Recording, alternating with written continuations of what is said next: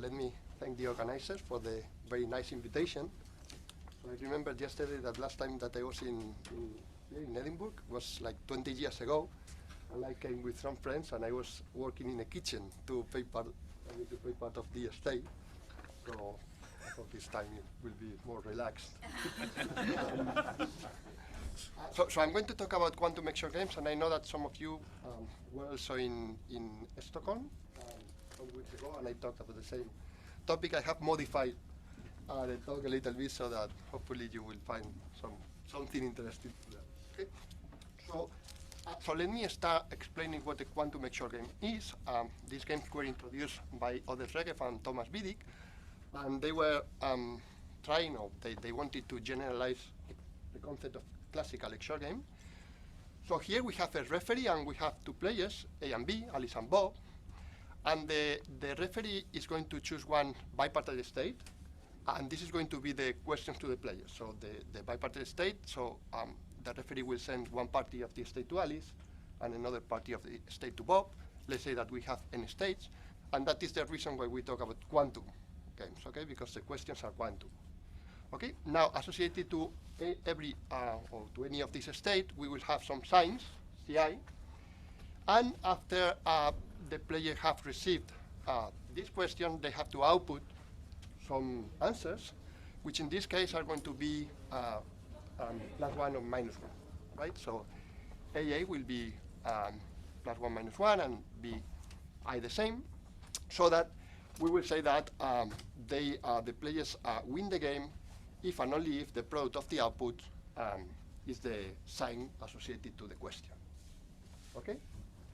So this is these are the rules of the game, and actually it's very easy to see that if they answer randomly, so if they answer +1 with probability half and -1 with probability half, they will win half of the time. Okay, because the product will be 1 or -1, so half of the time they will win, and half of the time they will lose. So this is the reason why in general we don't talk about, or we don't care about the winning probability of the game, but we want to talk about the bias of the game, which is somehow how better we can do compared to the trivial strategy. Okay, if you multiply by 2, you have something between 0 and 1. Okay, this is the idea of the game. So let me make 2 remarks about these games. So first of all, you can see that these kind of games are closely related to the problem of distinguishing quantum states, because at the end, the questions are quantum, and somehow the very first they could do, or the very first they wanted to do, is to distinguish between these questions. Okay, it can be easily seen that every quantum state or quantum game can be rewritten in a way that there is only or there are only 2 possible questions. Okay, so this is very closely related to the problem of giving a pair of questions to a couple of players and asking them to decide which state they have received. Okay, it's just that in this problem, in the problem of quantum data hidden or the problem of distinguishing quantum state, in general you allow for some post-processing after measuring and these kind of things, so that changes a little bit. But the problem is very close to that known problem in quantum information. And another remark is that, of course, classical games are particular examples of quantum games. Okay, in this case we will double the classical indices, so that you have XY, you have a probability distribution, you have some signs, and now the key point is that the questions are going to be product states, so that they can be perfectly distinguished. Okay, so classical games are particular examples of quantum games, as one would expect. Okay, so once we know what a quantum game is, we have to talk about strategy, so how to play the game.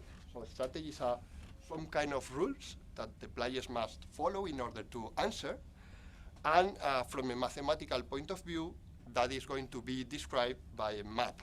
Okay, so here I'm saying that strategy is described by a linear map. Here it's not clear what you have to ask for, because depending on what you want to allow for the players, you could allow for whatever, right? But I think it's reasonable to ask for a linear map, so that to any state you can associate the probability distribution over the possible outputs, right? So at the end, you will have a linear map from the set of states to R4, because you only have 4 possible outputs: 1, 1, 1, minus 1, minus 1, 1, and minus 1, minus 1, and you have this association. Okay. Now, if you are working within the framework of quantum mechanics, you could say, well, this probability at least should be a quantum channel. So it should be something you can realize in quantum mechanics. So in that case, you will have a quantum classical channel. So you will have a PUBM. So in many cases, you will be able to, or you will accept that you can write the strategy as something so that to any state you associate this kind of probability distribution. Okay? And you have a PUBM. Of course, this PUBM will depend on the type of resources you want to allow to the players. Now, if you consider this definition of a strategy and you compute the bias, it's very easy to see that, well, you compute the twice winning probability minus random probability, you get this. Okay, I'm not developing all the calculations, but this is very easy. And now, if you accept that the strategies are going to be described by a general PUBM, you will get this quantity. Okay, I just wrote what you get if you consider this definition. Okay, here you have some linearity in the row, so that you can put the row here, and you will obtain this quantity. Okay, so and here, so we see two different things. So first of all, although in order to describe a strategy, we will give a general PUBM of a certain form. At the end, we are not going to look at the general PUBM, but we are going to look at the correlation part, right? First of all. And second point, I've said that a quantum game is described by some probability distribution, some signs, and some states, which are the quantum questions. But everything we want to know about the game is this operator. Okay, so at the end, if I have a quantum game, I will write this operator. This will be fixed. And if I want to optimize over a certain type of PUBMs, what I'm going to do is to move this by moving the possible PUBMs assuming it is of the form that I want. Okay, so this is what I'm going to call gamma and G. And in some sense, so if we see G, and at the end we understand that what we are going to do is to optimize over these elements. So the ideal situation is that maybe we can define a norm on G. So if we restrict to the PUBMs to a certain set, and we optimize in that set, the ideal situation is that maybe we are optimizing over these elements in such a way that we obtain a norm. And actually, that is not new. I mean, this is exactly what Sidelson did when he started working on correlations by inequality, which correspond to classical XOR games. So somehow you take a physical problem and you translate it into a mathematical problem, so that maybe you can use some results, or you can develop some results in function analysis, operator algebras, or whatever. Okay, that is the ideal situation. At least for me, I come from the mathematical community, so from functional analysis. Okay. Okay. So let me show some examples of this. So we could consider first non-entangled strategies. So this means that Alice will perform a PUBM, Bob will do the same, and then the general PUBM is just a product of that. Okay, then if you compute the bias, I remember that you don't plug the PUBM, but just the correlated part. And then what you obtain is that you consider the supremum of the element G that I told you in the previous slide over self-adjoint operators, which norm is smaller than 1. So have in mind that, for instance, X is coming from E1 minus E minus 1. Okay, so you have two operators summing up to the identity, and you are going to consider the difference. That is a self-adjoint operator of norm smaller than 1, and this is an equivalent definition. Okay? So you have this thing, and you could say, okay, do we know a norm which has of this form? And you see that indeed there is a norm. So if you realize G as an element in S1 tensor S1, here S1 is the trace class space, you have to put the self-subjoint part because it is a self-subjoint element. So you can put a norm there, which is called the epsilon norm, so that the expression is exactly what you have in the previous line. If you don't want to work with norm, with this norm, well, every matrix in finite dimension can be understood as a linear map. So you could say, okay, which is the norm that I have to put on G? If I understand G as a linear map from S infinity to S1, it is the operator norm. Okay? So all the equalities here are completely trivial in the sense that if you write the definition of each thing, you obtain what you have to obtain. There's no theorem here. Okay? So at least the non-entangled bias or the non-entangled strategies leads us to an expression of the bias which is very nice. It's a norm, right?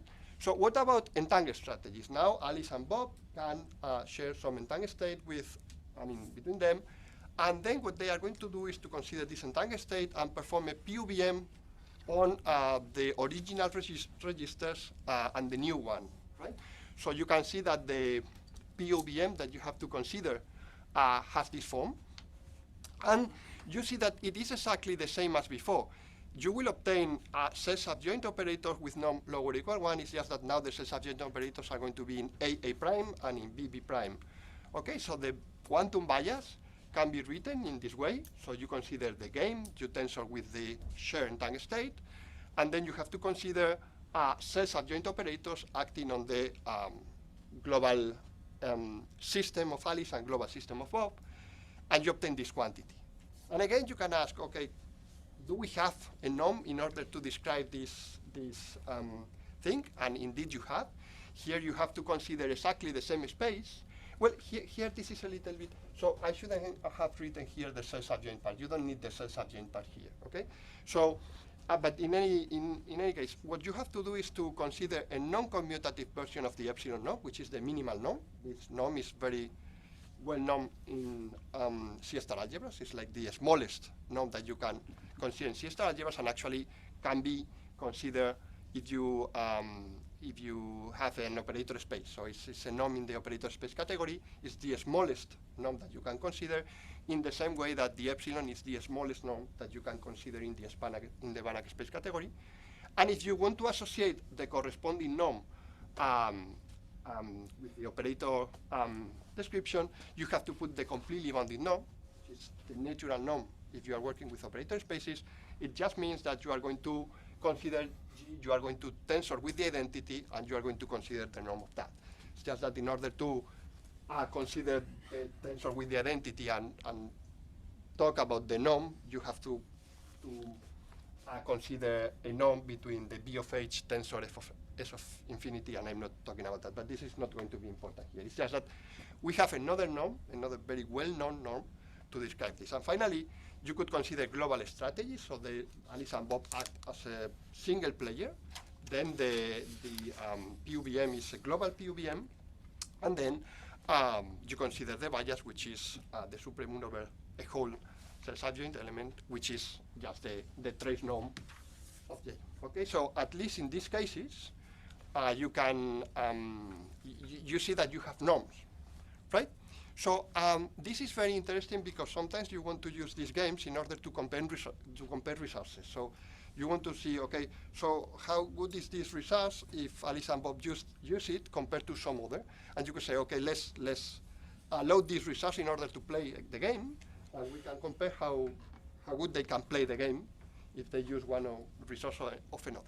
So what do we know about quantum XOR games? So first of all, we know that the entangled bias can be larger than the classical bias, because we have said that classical XOR games are particular examples of quantum XOR games. So we know that we have classical XOR games for which the entangled bias is larger than the classical bias. But actually here, you can find examples of games, of quantum games, for which the entangled bias over the classical bias goes to infinity. So it is unbounded. Okay, so this is completely new. You cannot find this in the classical context, because you have an upper bound, which is Grothendieck's inequality. That is what Stevenson proved.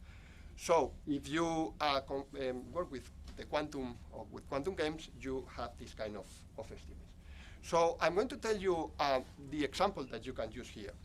So this example was given by Oded Regev and Vidic in the paper, and it is very, very easy. So at the end you have just two questions, two quantum questions. So the first, I don't know if this has a pointer. See, yes. So the only difference is that the first question, the first state, has a plus here, and the second state has a minus here. Okay? So have in mind that these two states are orthogonal. So if the players could use global strategies, they could win with probability 1, right? But here the point is that they cannot use global operations. So, well, the probability distribution is the uniform distribution, and of course you have just two signs. They have to be different because otherwise the problem would be trivial. Okay?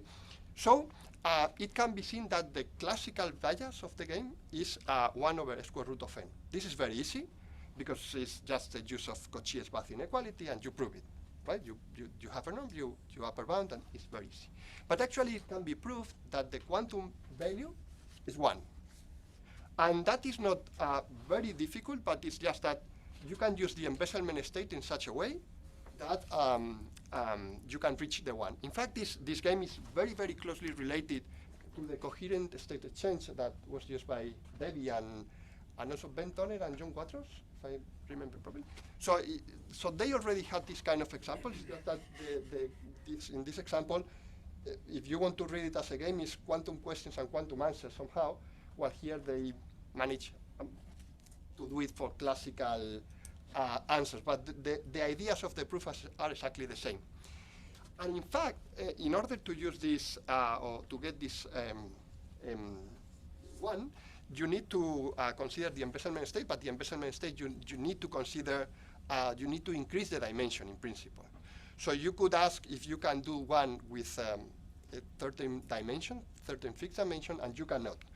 So in this case, you can see that you can only get one if you use infinitely many or infinite entanglement. So, so this gives us some ideas about why these games can be interesting, and there is an extra property which is also very interesting, and it is that for these games, if you compute the entangled bias and you restrict to the maximum entangled state, even if you don't restrict the dimension, you cannot do much better than the classical bias. Okay, so every example that you get so that the quantum bias is much better than the classical bias is by using some other state. The maximum entangled state is not useful for this game. I mean, it's not useful. You can use it in order to gain something, but not very much. Okay, so this is somehow like the motivation of these games to say that, well, at least we can find some behaviors that we don't have in the classical case. So for instance, this kind of examples where you use infinite dimensions, you can prove that you use it infinite dimension. We know that it can be found if you use classical games, but in that case, you cannot work within the context of XOR, but you need many questions and many answers. So in some sense, this example tells us that in order to find some behaviors, if you use quantum states, things can be much simpler than if you use classical things. Of course, you have to pay the price of using quantum states a priori. Right? So let me see. Okay, so this is, but this is the motivation of saying, okay, so maybe these games can be very interesting in order to think about new phenomena that we don't know, right? So we could say, well, so far I have said that, or I have used several times the expression, okay, the quantum entanglement is better than classical resources, right? But what I'm saying is, should be precise a little bit. What I'm saying is that if Alice and Bob use quantum entanglement, that is better than if they use product strategies or shared randomness or things like that. But if I'm talking about classical resources, it is not clear why I cannot use classical communication. The only reason why classical communication is usually out of discussion is that if you are using classical games and you allow classical communication, then the situation is trivial. But this context is a very simple context where you could say, well, I want to compare entanglement with classical communication, right? And I think it is motivated by what I have said so far, but I just want to make a comment, which is kind of trivial, but I want to clarify it. Of course, I could suggest like a problem. I could think of a problem where the use of quantum entanglement is much better than classical communication. As soon as I propose a problem where you have to create entanglement from nothing, well, sharing entanglement, you can do many things, while just with LOCC operations, with classical communication, you will not be able to do it. But what I mean, the reason why this is interesting is that these games are very simple. It's not clear a priori if classical communication can help or not. Okay, that is. So, in some sense, the motivation of the rest of the talk is, can we prove that for these games, maybe quantum entanglement is even better than classical communication, not just shared randomness, but shared randomness and classical communication? And so, following the same approach that I have explained so far, what we have to do is to talk about the classical bias with classical communication. Here we have to be careful because we could talk about one-way or two-way, which is completely different. And then, well, we could say, okay, let's fix one-way classical communication, and let's try to look at those POVMs that we will have to consider, and let's see if we have a norm or something like close to a norm that we can use in order to think about in the problem. Okay, so you can see that if you use one-way classical communication, which is much easier than two-way classical communication, and we forget about shared randomness because that will not help, you will have a POVM of this form. So I'm going to be a little bit, I'm not going to be very precise here because I'm not going to talk about the normalization, but have in mind that this is, what I'm imposing is that this is a general POVM, but the normalization for the operator E and for the operators F are completely different. Here, what we would expect is that Alice, let's say that Alice is sending the information to Bob, Alice must output two different things. She must output an A, so an answer of the game, and also a classical data or classical communication, classical message to Bob. Okay, so that the normalization in the operators of Alice is that you have a POVM in AK, while in the case of Bob, for every K, for every classical message she gets, she will perform a POVM. Also, so he will perform a POVM. So for every K, you have a POVM in B. Okay, that is the normalization. Now, if you write things, as I told you, we don't have to work with the POVM, we have to work with the correlation thing. Well, you have this expression. I just rewrote the bias. And then you can see that at least you could prove that this quantity is very close, is equivalent up to a constant to another quantity, to another norm. But here, the norm is not easy in principle, so you have to consider L1 mean, which already appeared in this talk, as infinity, but here you have to consider a non-commutative or vector value non-commutative LP space is L1 of S1. Well, if I wrote the expression of this norm, you would see that it is not difficult to see that they are equivalent. More or less, this norm is exactly this, up to the point that here you have some positivity restrictions and these kind of things. So if you remove that, and you, instead of talking about completely positive maps, you talk about completely bounded maps and these kind of things, you will obtain this expression. This is not important because this expression, at the end, could be as difficult as this expression. The point is that this expression is very well known in operator spaces. Okay, so it has been studied, and we know a lot of properties about this norm. In fact, this norm is usually called the 1CB summing norm of the operator G. And actually, this norm was first introduced in Marius' habilitation, if I'm not wrong. It has been used later, and it's somehow a generalization, a non-commutative generalization of something called one summing norm in Banach spaces, and that is something which has been key in the development of the local theory of Banach spaces. So the point is that we know that this norm is exactly the same as something which we know very well, and at least we can prove certain properties. Okay, so by using, let me see. Okay. Sorry, Carlos, just one quick question, if I may. said you wanted vector value non-commutative LP spaces on the codomain, but here it's just the bounded norm. It's not CB. It's not the CB. It's just bounded. It's bounded. So you don't need the vector value non-commutative LP on the codomain. No, it's just that it's the norm, but have in mind that the completely bounded norm is defined as the norm of something tensor identity. So here you are putting the norm. You cannot put the completely bounded norm, that you would obtain something different. But still you are tensorizing with the identity on some space. Right. So it's a norm, but I would understand it as somehow another completely bounded norm. It's not the same. What I'm saying is completely wrong, but you are tensorizing with something where you use the operator space structure, and then you compute the norm. Right? That is the thing.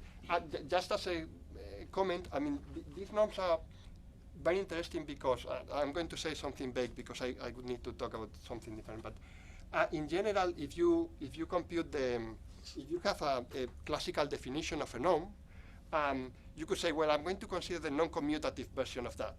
So I'm going to tensor with something, and then I will compute the norm, which is what we do, for instance, with the completely positive things. But in Banach spaces or in the operator space category, you have many ways to do that. For instance, I could consider instead of the L1, I could consider a non-commutative L1, so S1 here. Okay? So if I put the norm here, and instead of considering L1 of S1, I put L1 min S1, then I would be considering the completely bounded norm of the norm. So here it's just that you have different things, also you have different expressions that you can use in order to generalize something from the commutative to the non-commutative, and it is depending on what you tensor with, you are somehow describing some process or some other. The fact that we are considering commutative L1s means that we are working with classical communication. We want to send classical communication, and sometimes, in some sense, classical communication is associated to transmitting something in L1. If we wanted to consider a non-commutative communication, then we would need to consider an S1 here. But have in mind that if you want to consider an S1 here, you can see that the problem is trivial because if you are working with quantum games, so the answers are quantum, but you allow Alice, say, sending quantum information to Bob, Alice could just send a register so that Bob acts as a single person, and then since the outputs are classical, they can agree, so they will always win. So in this case, this makes a lot of sense if you put S1. With the right normalization on G, you will obtain always 1. Okay? Well, but what I wanted to say is that, I mean, this norm is well known. And then, I mean, by using this expression, we could prove something which, in some sense, was not expected by me. So here, we can prove that there exists a universal constant, such that for every quantum XOR game, the quantum bias of the game is upper bounded by the constant times the one-way classical communication of G.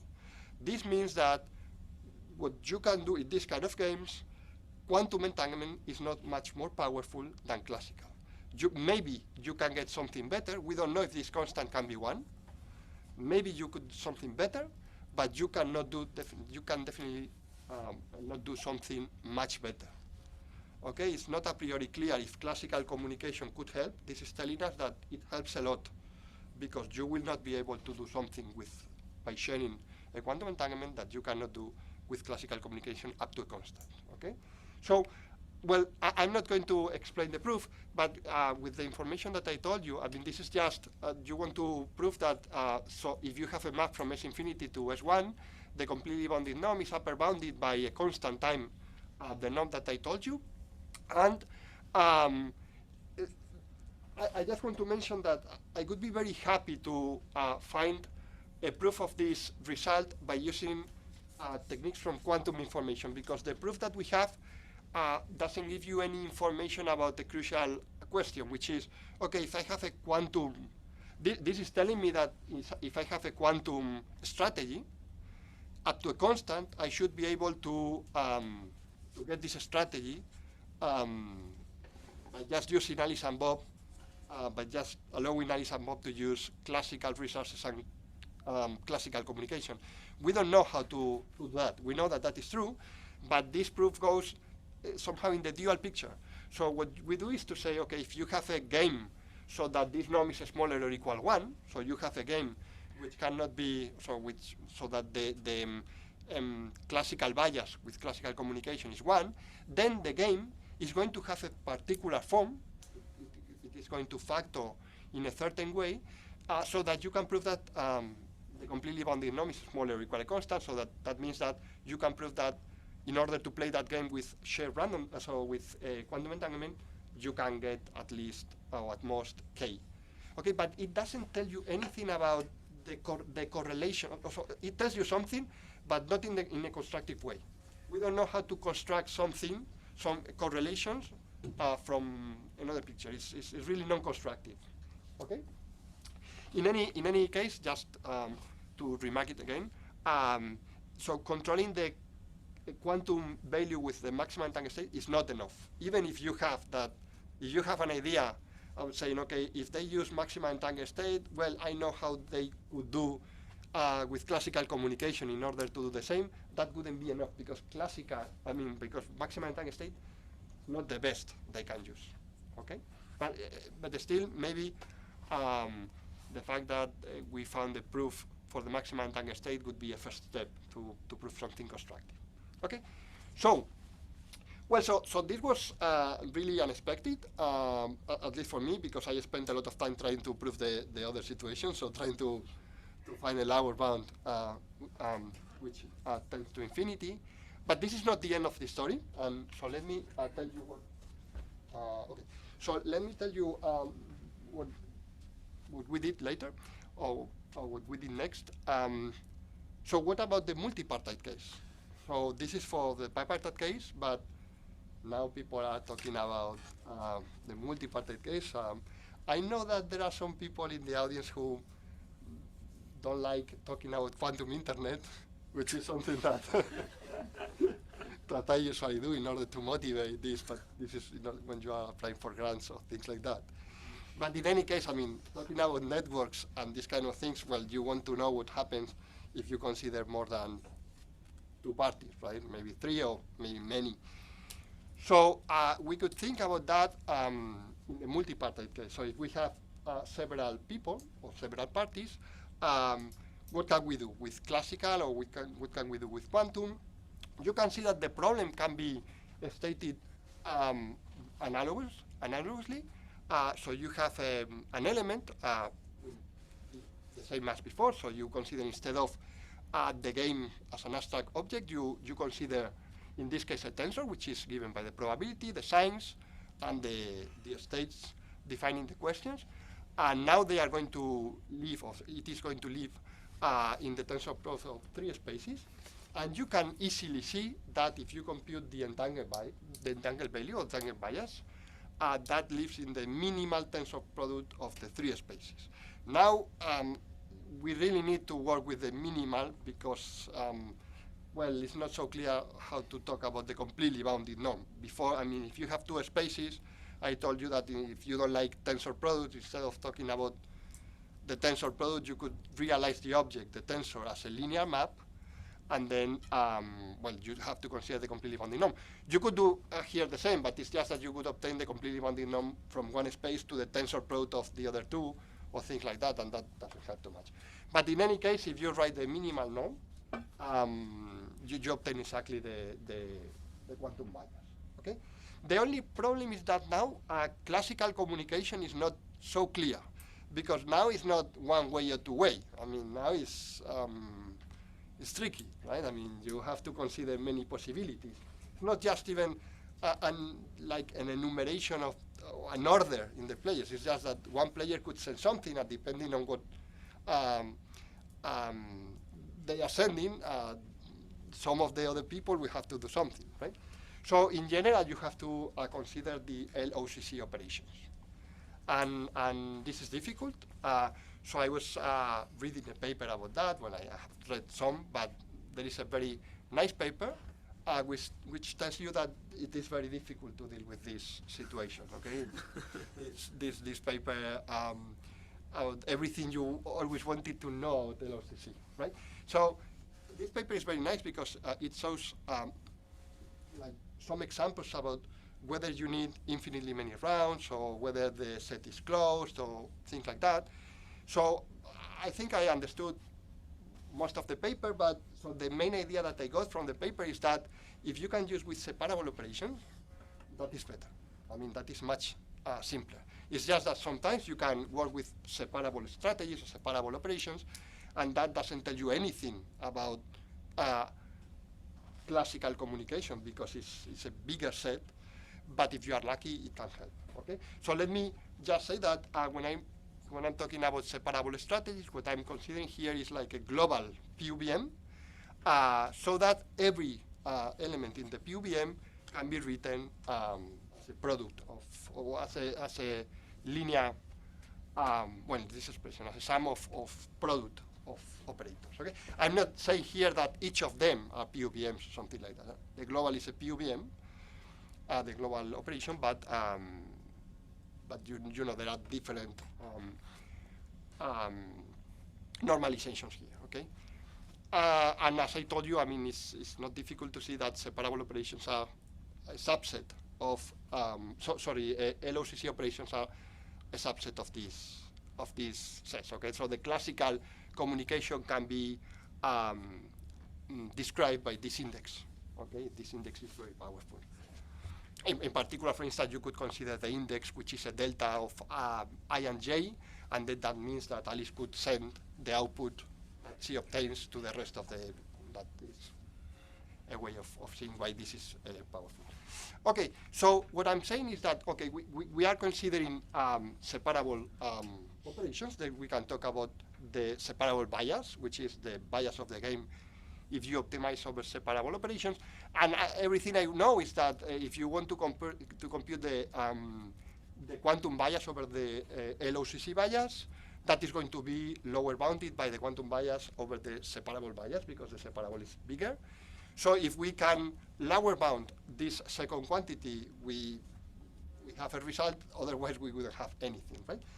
So I'm not going to say that one can precisely describe the separable bias, but one can prove that the second quotient is lower bounded by this quantity, right? So you have to consider three spaces. You are going to consider the identity from S infinity to S1, and in the first tensor you are going to put the epsilon norm, and in the second you are going to put the minimal norm. Okay, this is not completely trivial in the sense that, I mean, part of the qualities that I'm writing here are obvious.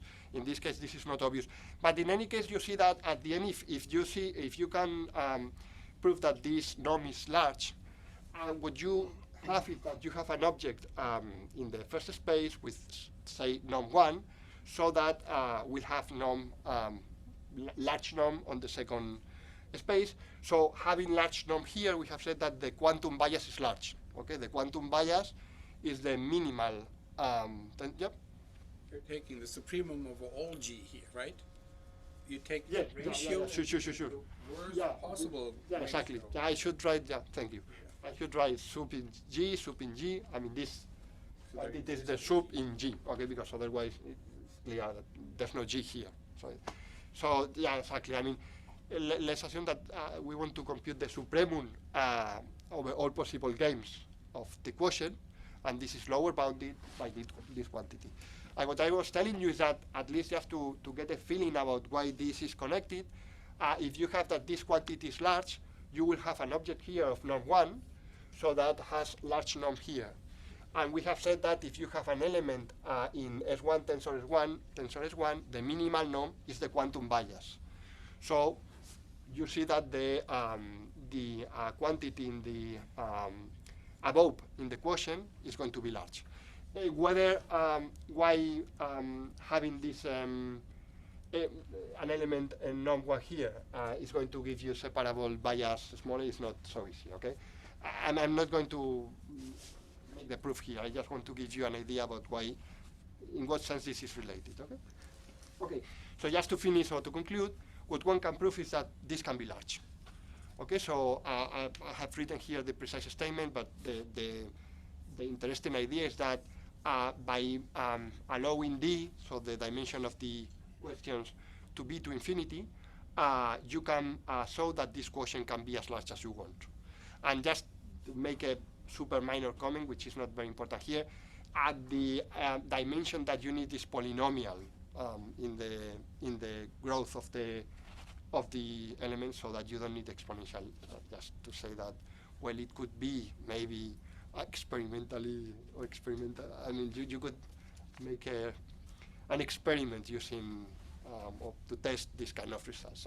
And we are very far away because the object is random and this kind of things. But at least we know that you don't need exponential dimension in order to get this. Okay. Of course, the corollary is that there exists family of tripartite XOR games, quantum XOR games, for which the entanglement bias can be much larger than the LOCC bias. In fact, we have proved something stronger.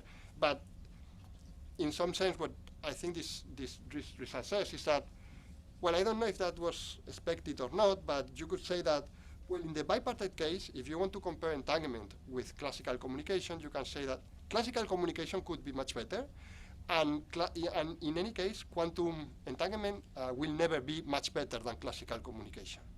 Okay, so in some sense, entanglement is not very useful for these kind of games. But if you go to the multipartite case, entanglement can be much more powerful. So I think this is another example where you find that entanglement is much more powerful than classical results, and actually it becomes even more powerful when you have many